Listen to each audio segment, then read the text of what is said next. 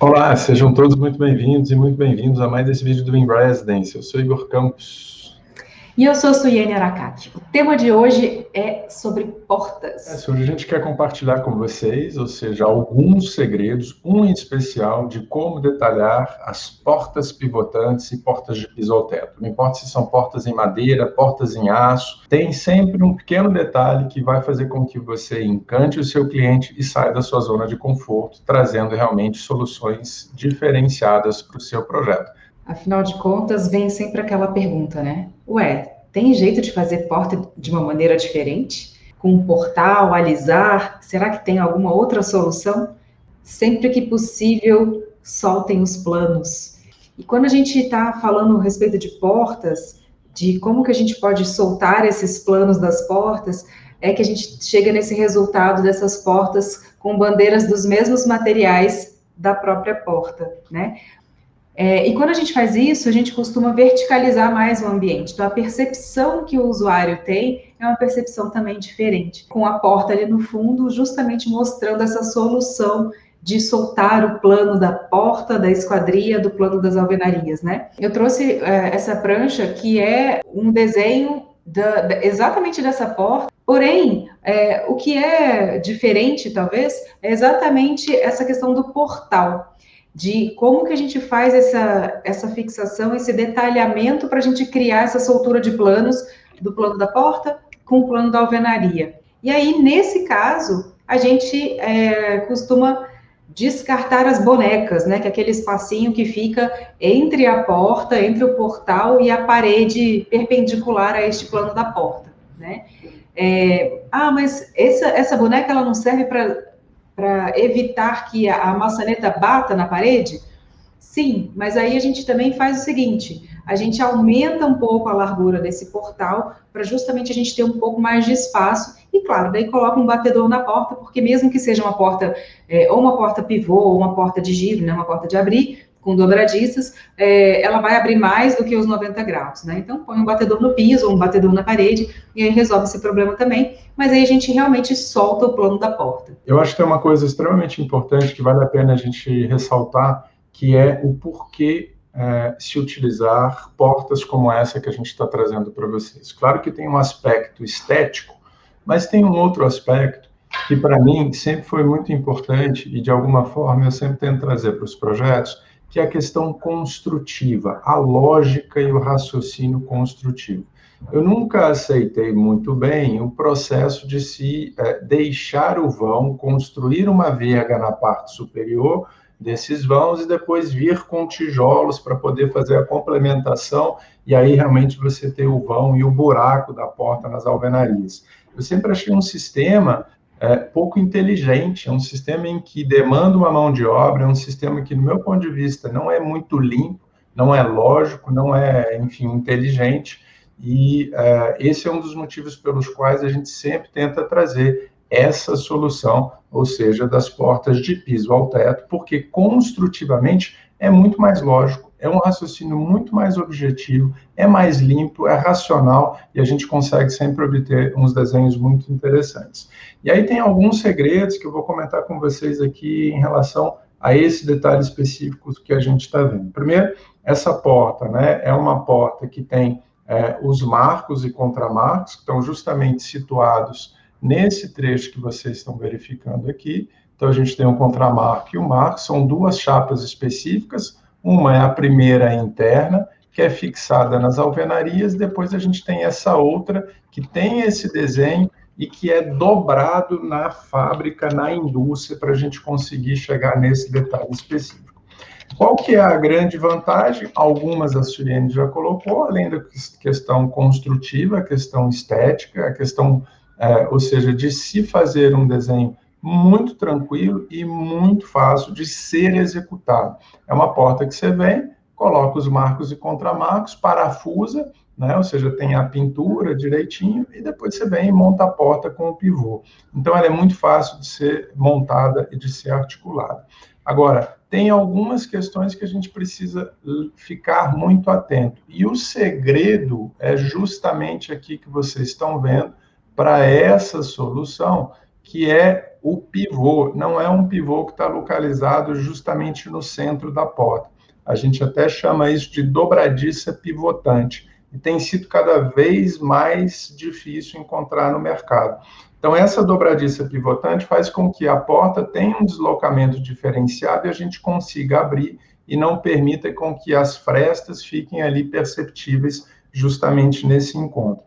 Então, tem essas vantagens que eu comentei com vocês e algumas das desvantagens, a dificuldade da gente encontrar a dobradiça pivotante e tem que ter realmente uma mão de obra muito qualificada para a gente ter o prumo muito bem executado para poder, de fato, ter uma execução perfeita. E sim, é mais caro. Uma porta dessa sai em torno de R$ 1.600, ou seja, com os marcos e contramarcos em aço. Normalmente a gente utiliza uma chapa 14, né, que é uma chapa que tem uma espessura de quase 2 milímetros, então ela funciona bem, dobrado tranquilo, mas é mais caro. Em contrapartida, a gente tem uma solução muito mais limpa, esteticamente muito mais agradável e a gente consegue realmente ter, ou seja, uma lógica construtiva que vai ao encontro, um desenho mais elegante nesse sentido. Eu queria destacar também esse detalhezinho que é esse sulco, né, que a gente tem do portal que separa o portal da alvenaria, né? E aí a gente protege a quina da parede também e cria essa soltura, né, de um elemento com o outro. Isso para a gente também, esteticamente, também fica muito mais bonito. A gente cria uma leve sombrinha, assim, né? É a mesma ideia do rodapé embutido, né? De perfil de alumínio que a gente faz com muita frequência. Então, essa mesma solturinha que a gente faz no rodapé, no plano da parede com o plano do piso, a gente traz para essa solução de esquadria, que é fazer essa soltura do elemento esquadria, né? Do portal, nesse caso, com a alvenaria. E é uma porta que é desenvolvida sob medida, você não encontra no mercado, além, né, ou seja, do sulco, do sombreado, justamente é necessário ter isso. Né? Hoje a gente aumentou um pouco, inclusive está dando em torno de 3,5 cm, 4 centímetros, para facilitar essas dobras.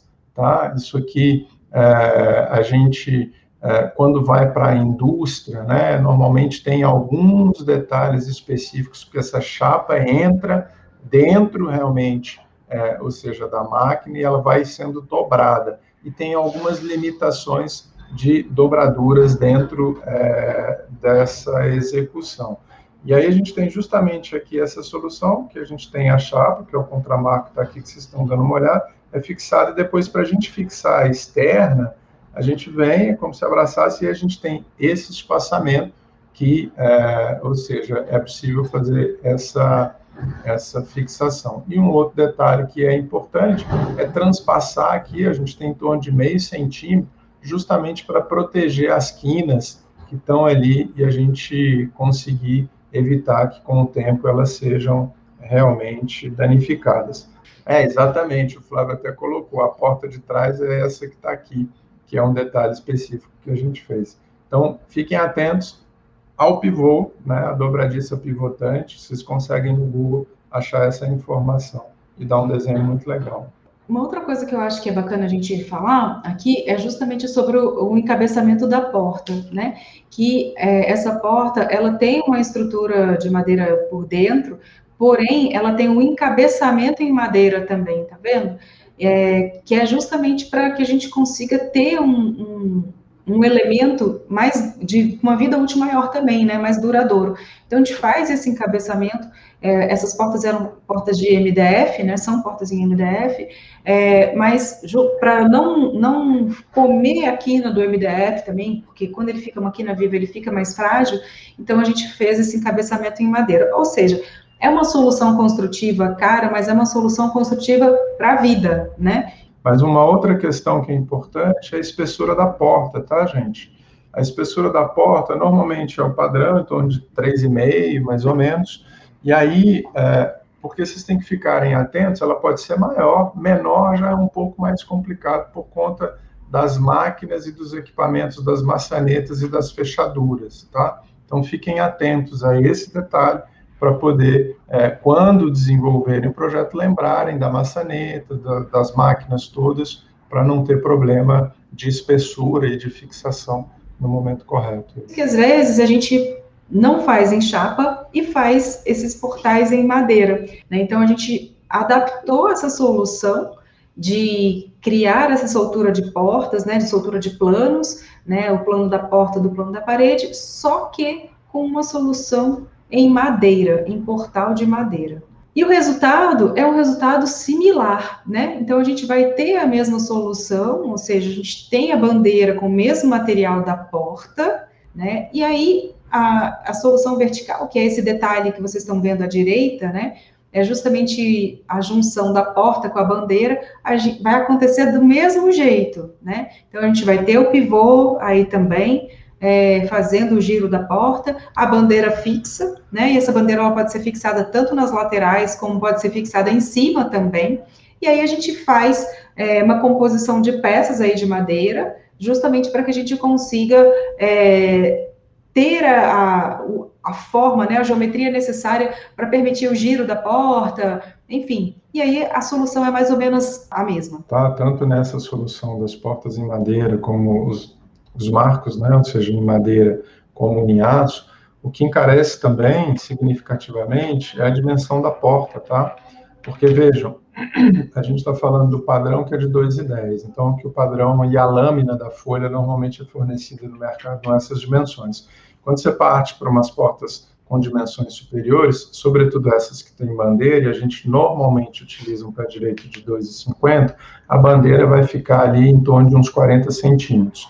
Se você estiver utilizando, ou seja, um laminado, né, ou seja, nessa porta, nessa lâmina, é interessante que você tenha a continuidade dessa lâmina, tanto na bandeira quanto na folha da porta. E essa continuidade da lâmina, em função da dimensão, aí ela vai sair mais cara por conta dessa especificidade das dimensões que são fora do padrão fornecida pelo mercado. Então, só para dizer para vocês, é sim mais caro, tanto num sentido quanto no outro, né? Inclusive, uma solução que que a Sui comentou com vocês, sobre os batentes que a gente coloca nas portas, tem uns imantados, que tem desenhos interessantes, para fazer com que a maçaneta não machuque a parede, né, em função, eventualmente, da inexistência de bonecas. Os, atualmente, assim, de qualidade, você vai pagar aí em torno de uns R$100 por batente. Então, em função da quantidade de portas que vocês tiverem,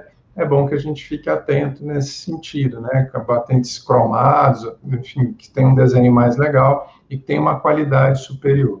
Uma coisa que eu acho legal a gente ressaltar de fato, né, é uma porta mais cara, mas é uma porta que vai durar, eu diria, quase ad eterno, a exemplo do que a gente tem aqui nos edifícios públicos de Brasília. E também existe a solução, ao invés de ser feita em MDF, a gente utilizar lâminas de compensado naval, que dá uma resistência ainda maior para essas portas, sobretudo quando a gente está falando de áreas molhadas. Então, a gente tem o compensado naval e as portas revestidas, às vezes, com laminado melamínico. Então, elas têm uma resistência muito grande. Então, o investimento é, sim, maior no primeiro momento, mas, em contrapartida, a vida útil de uma porta como essa, vocês podem garantir para o seu cliente com tranquilidade que ele não vai precisar tão cedo fazer qualquer tipo de manutenção ou de fragilidade que normalmente a gente encontra na parte inferior das portas, às vezes em contato com umidade. Com todo esse encabeçamento que a gente tem, com todos esses detalhes, a gente sim consegue chegar num resultado que é muito satisfatório do ponto de vista de vida útil de uma solução como essa que a gente está trazendo para vocês. Então, como a gente convence o nosso cliente? Justamente com esses argumentos, né? Ou seja, a gente apresenta, construtivamente é mais lógico, esteticamente é mais interessante em função dos planos, que são destacados individualmente, plano da parede, plano da porta, e assim sucessivamente. A vida útil, que é muito maior em relação ao que a gente tem fornecido aí pelas indústrias, pelos fabricantes, e a gente consegue obter um resultado sempre melhor nesse sentido. E a gente, às vezes, quase sempre, consegue emplacar com esses argumentos para os nossos clientes. Um detalhe que a gente esqueceu de mencionar, ou se mencionou eu não me atentei para isso, o que acontece? Eu comentei com vocês que nós temos feito em chapa de aço, normalmente os marcos e contramarcos, eles ocupam eles têm uma dimensão de 4 centímetros, final. E aí, a gente tem 4 centímetros de um lado e 4 centímetros do outro. Então, quando vocês forem desenhar o projeto de vocês, considerem, na verdade, a abertura do vão de 88 para uma porta de 80, de 78 para uma porta de 70, e assim sucessivamente.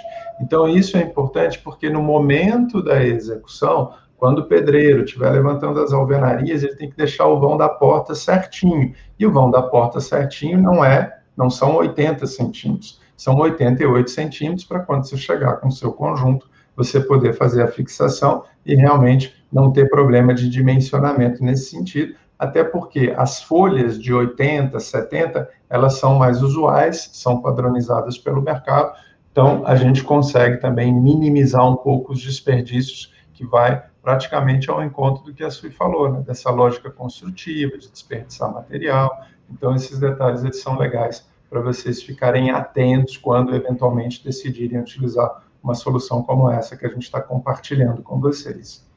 Tem um detalhezinho que a gente esqueceu de mencionar com vocês, que é o seguinte, ó, quando a gente está fazendo essa solução em chapa de aço, também em madeira, mas a madeira talvez tenha um pouco mais de maleabilidade, ela é um pouco mais maleável, né? Ou seja, mais fácil de se trabalhar, mas a chapa de aço, quando a gente faz e encosta a chapa de aço na alvenaria, se ela não tiver muito bem estruturada, muito bem no prumo certinho, o que vai acontecer? A gente vai bater a chapa de aço e a gente vai identificar as irregularidades, porque a chapa de aço acaba denunciando isso.